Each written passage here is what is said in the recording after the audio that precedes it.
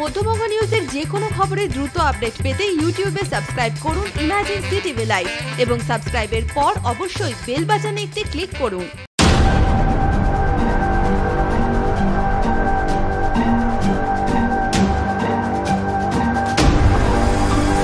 মৃত্যুর 3 মাস পর কবর খুঁড়ে বের করা হলো বধূর দেহ। বুধবার এই ঘটনাকে ঘিরে মুর্শিদাবাদের শামশেরগঞ্জের 3 পুকুরিয়া জুড়েই চাঞ্চল্য ছড়ায়। ব্লক প্রশাসন এবং পুলিশের উচ্চপদস্থ কর্তাদের উপস্থিতিতে এদিন কবর খোঁড়ার কাজ শুরু হয়। তারপর বের করা হয় দেহ। তবে কেন কবর খোঁড়া হলো তা জানতেই কৌতূহলী মানুষ ভিড় করেন ঘটনাস্থলে। জানা যায় 13 বছর আগে সেরেনা খাতুনের সাথে বিয়ে হয় কাঞ্চনতলা গ্রাম পঞ্চায়েতের হিজলতলার বাসিন্দা বরজাহান আলীর সাথে।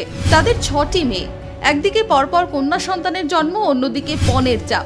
এরই মাঝে 2018-28 ডিসেম্বর শ্বশুরবাড়ি থেকেই রেহেনা খাতুনের দেহ উদ্ধার হয়। স্বামী এবং শ্বশুরবাড়ির নির্যাতনের জেরেই শ্বাসরোধ করে খুনের অভিযোগ ওঠে মৃতার বাবার বাড়ির তরফে। তবে স্বামী সহ শ্বশুরবাড়ির সকলেই ঘটনার পর থেকেই গা ঢাকা দিয়েছেন।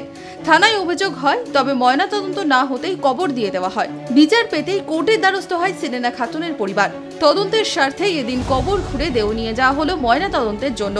এই ঘটনায় কিছুটা স্বস্তিতে মৃতার পরিবার পরিজনেরা। তদন্ত হোক, শাস্তি পাক দোষী, এখন সেটাই চাইছেন সকলে। মারধরটা কি কারণে করেছিল? মারধরতে মানে বারবার টাকা নিয়ে এসো, কাজ কাম করতো না। বিয়ে হওয়ার পরে এটা হয়তো পারিবারিক অশান্তি ছিল, সেই অশান্তির কারণে হয়তো যে কারণে সে মারা যায়। তারপরে এদের বাবার পরিবারের যে মানুষজন তাদের সন্দেহ জাগে যে না, এটা স্বাভাবিক মৃত্যু নয়, অস্বাভাবিক মৃত্যু।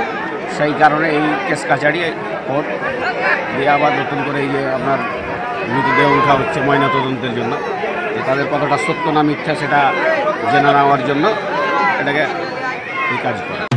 মধ্যবঙ্গের ভোটের সব খবর সবার আগে আপডেট পেতে আজই আপনার স্মার্টফোনে গুগল প্লে স্টোর থেকে ইনস্টল করুন ইমার্জেন্সি টিভি অ্যাপটি আর দেখতে থাকুন ইমার্জেন্সি টিভি, মানুষের কথা সরাসরি মানুষের মুখ থেকে।